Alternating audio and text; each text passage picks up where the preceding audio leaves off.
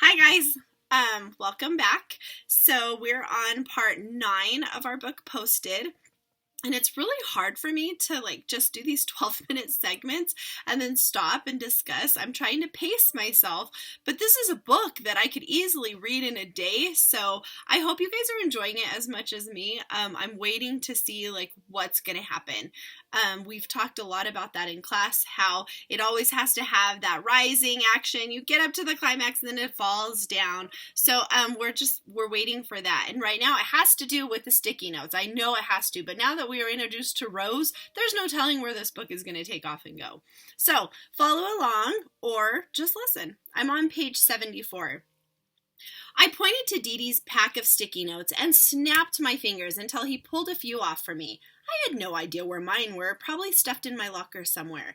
There was absolutely no talking aloud in art. Mr. Stilton said it disrupted the creative energy flows that emanated from each other's artist's soul. We weren't even allowed to whisper. I used my charcoal pencil, filling the top yellow square. Maybe if you hadn't shot her with an applause wad, I wrote. Dee Dee scrawled something quickly. He just held his note up for me to see. Not my fault. I didn't ask her to sit. I wrote just as quickly. I didn't ask her neither. Dee Dee scribbled and flashed another note. Do you like her? I shook my head vehemently. Gut reaction. He shook his head back and continued writing. No, not like that. I mean, would you want her to sit with us again tomorrow? Again? Like tomorrow? I hadn't really thought about it. I assumed it was a one-time only thing. Rose Holland was getting her bearings. Window shopping. Tomorrow she would sit somewhere else. Then somewhere different the third day, and so on until she found her people. Because that's how it worked. We weren't her people. She had to see that. We were at maximum capacity. Once was fine. But I couldn't imagine her really fitting in. She was funny, sort of. And you kind of had to admire the gutsy way she just inserted herself, but she stuck out. She drew attention to herself, and that was a problem. Because who you sat with mattered. Who nodded to you in the hallways? Who saved your seat on the bus? Who signed the back of your yearbook? It all meant something. Do you want her to? I wrote back, handing the sticky note to Dee Dee, but he didn't reply. Partly because Mr. Stilton was making the rounds, polished shoes clicking against the floor, inspecting our handiwork. It didn't matter, though.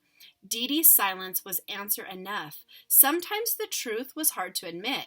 My mother was the one who taught me that if you can't always say something nice, don't say anything at all.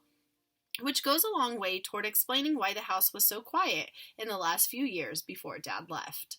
Mr. Stilton stepped up behind me and looked at my sorry-looking sketch with its lopsided banana. Nice work, he said. Which is pretty much all he ever said, whether you were a junior Picasso or some kid who couldn't even make a straight line. Maybe his mom had told him the same thing once.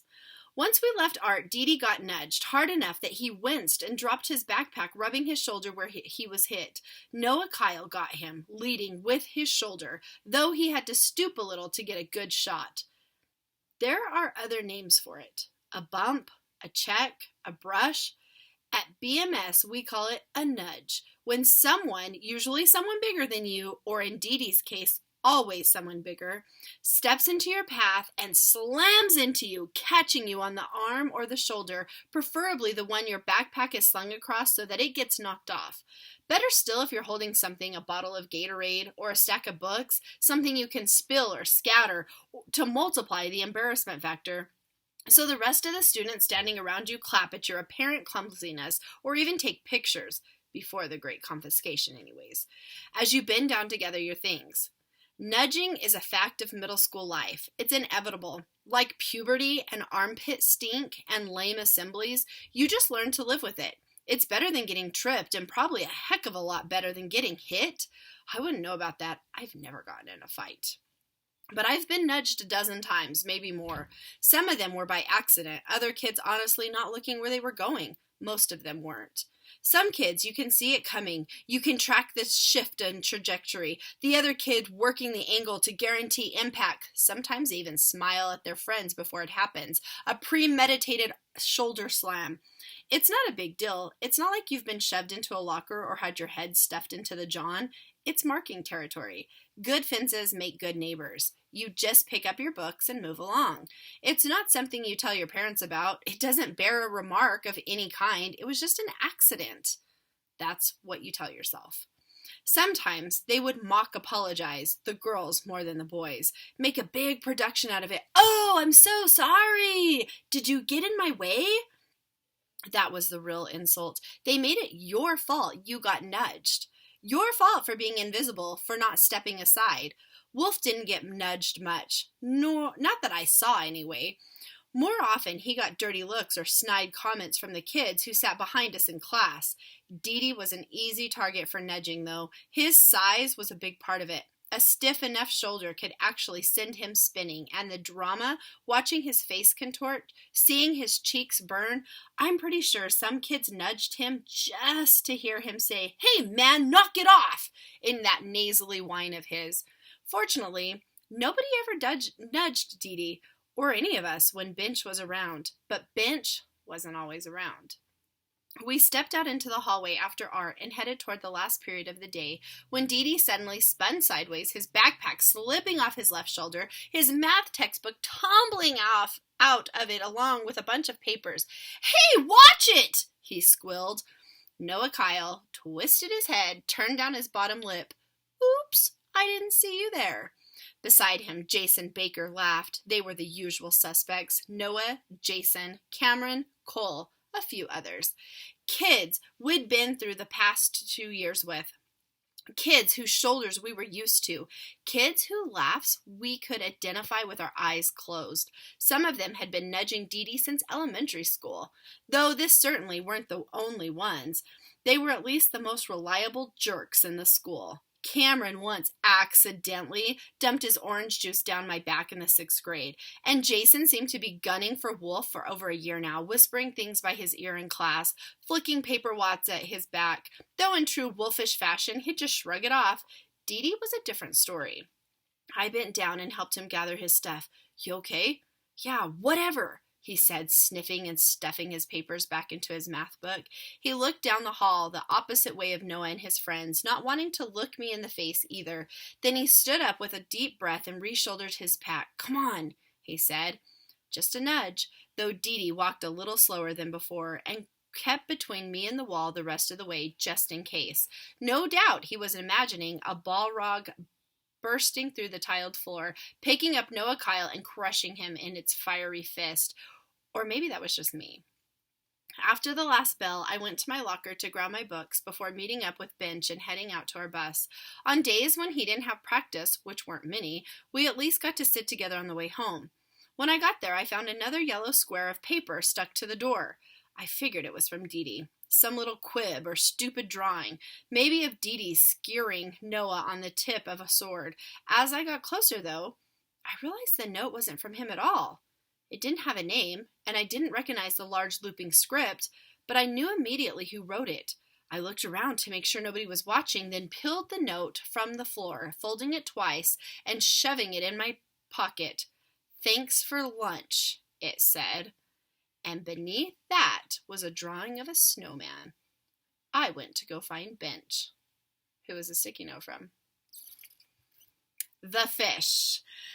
The day Bench almost got us all killed was the day I knew we were inseparable, that we'd always have each other's backs.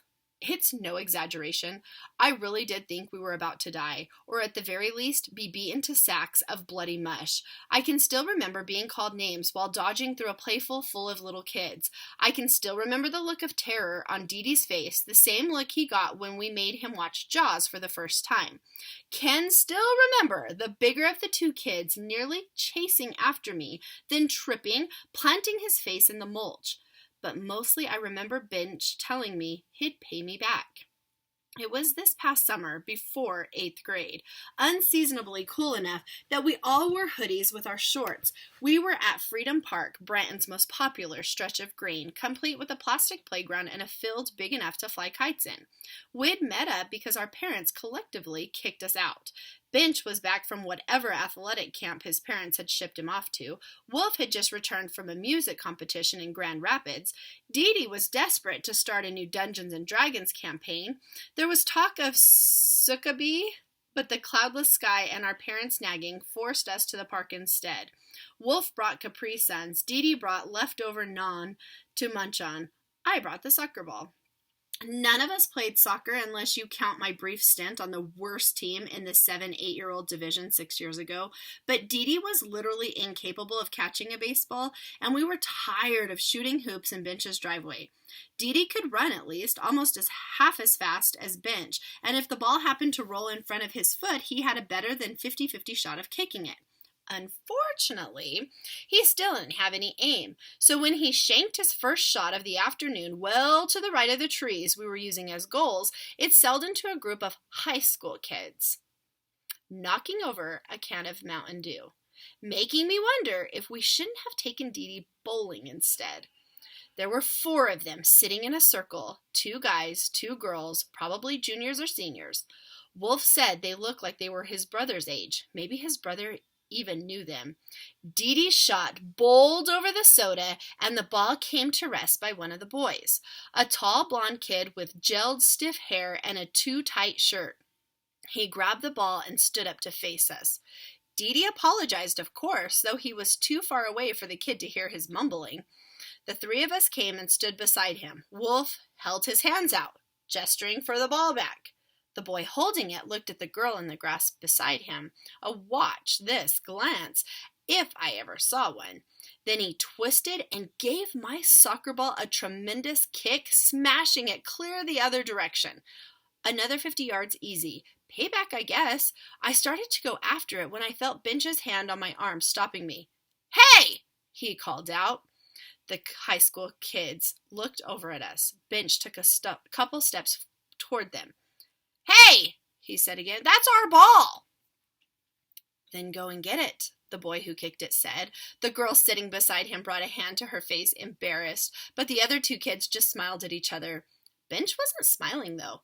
He had his game face on, the one he always wore despite never playing when it mattered. He was still walking, getting closer and closer. We followed, afraid to let Bench go by himself, but a step behind. "You're the one that kicked it over there," he said. "You go get it." The boy shook his head. "You're lucky I didn't cram it down your throat." His friend stopped smiling. I suddenly felt a pain in my stomach that wasn't like getting nudged. These kids were a lot bigger than us, and strangers. In school, there were rules. There were people watching, at least most of the time. I wasn't the only one concerned. Wolf leaned over, speaking softly. "Bench, it's all right, man. Let's just get the ball." Bench shook his head. "But that guy's a jerk. It was an accident. Dee Dee didn't mean to." "All right, he's a jerk. The world's full of them. Let's just get our ball and go." Wolf pulled on Bench's arm. Bench resisted at first, but with a second tug, his feet pulled loose and we dragged him across the field to where the soccer ball sat. I bent over and picked it up, all the while watching the 2 older boys watching me, part of me burning at giving them the satisfaction. Nothing worse than knowing you're right and somebody else is wrong and still being on the losing end. "Let's just go back to my house," I said suddenly, wanting to be anywhere else. I figured that was the end of it. Head over to Schoology.